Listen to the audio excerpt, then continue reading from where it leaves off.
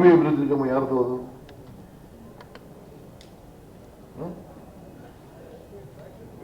ಅದು ದಲಿತರಿಗೆ ಅದರಲ್ಲಿ ಮಾಡಿದ್ರ?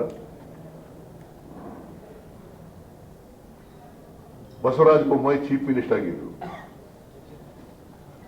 Kota Srinivas Poojary concern minister. 87 ಕೋಟಿ ರೂಪಾಯಿಗೂ ಹೆಚ್ಚು ಅವ್ಯವಹಾರ ಆಯಿತು. ಗೂಳಿಹಟ್ಟಿ ಶೇಖರ್ ಅವ್ರು ಬಿಜೆಪಿ MLA ಪ್ರೆಸ್ ಕಾನ್ಫರೆನ್ಸ್ ಮಾಡಿಲ್ಲ. ಯಾರು ರಾಜೀನಾಮೆ ಕೊಟ್ಟರು?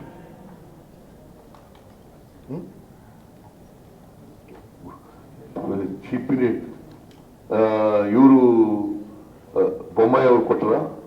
ಆಮೇಲೆ APMCನಲ್ಲಿ ಯಡಿಯೂರಪ್ಪ ಚೀಫ್ ಮಿನಿಸ್ಟರ್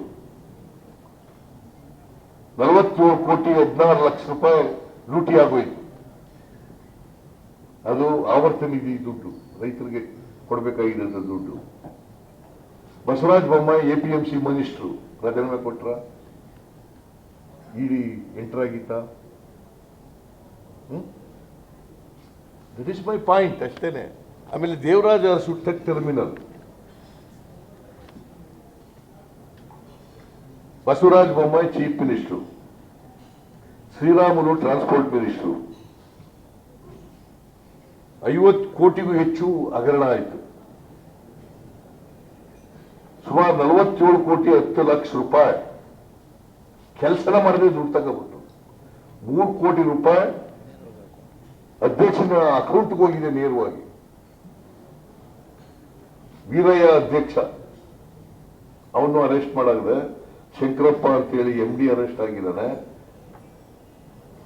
ಆಗ ಬೊಮ್ಮಾಯಿ ರಾಜೀನಾಮೆ ಕೊಟ್ರ? ನಾನು ಯಾಕೆ ಇದನ್ನು ಹೇಳ್ತಾ ಇದ್ದೀನಿ ಅಂತಂದ್ರೆ, ಇಡಿ ಯಾಕೆ ಬರಲಿಲ್ಲ ಆಗ? ಇಡಿ ಅಂದ್ರೆ ಏನು? BMLA ಅಂದ್ರೆ ಏನು? PMLA ಅಂದ್ರೆ ಏನು? Prevention of money laundering act. ಅದ್ರ ಕೆಳಗಡೆ ಬರ್ತಾರೆ. ಇಲ್ಲಿ ಮನಿ ಲಾಂಡ್ರಿಂಗ್ ಆಗಿದೆಯಲ್ವಾ? ಯಾಕೆ ಬರಲಿಲ್ಲ? APMC ಕೇಸ್ನಲ್ಲಿ ಯಾಕೆ ಬರಲಿಲ್ಲ? ಭೂಮಿ ಅಭಿವೃದ್ಧಿ ನಿಗಮದಲ್ಲಿ ಯಾಕೆ ಬರಲಿಲ್ಲ?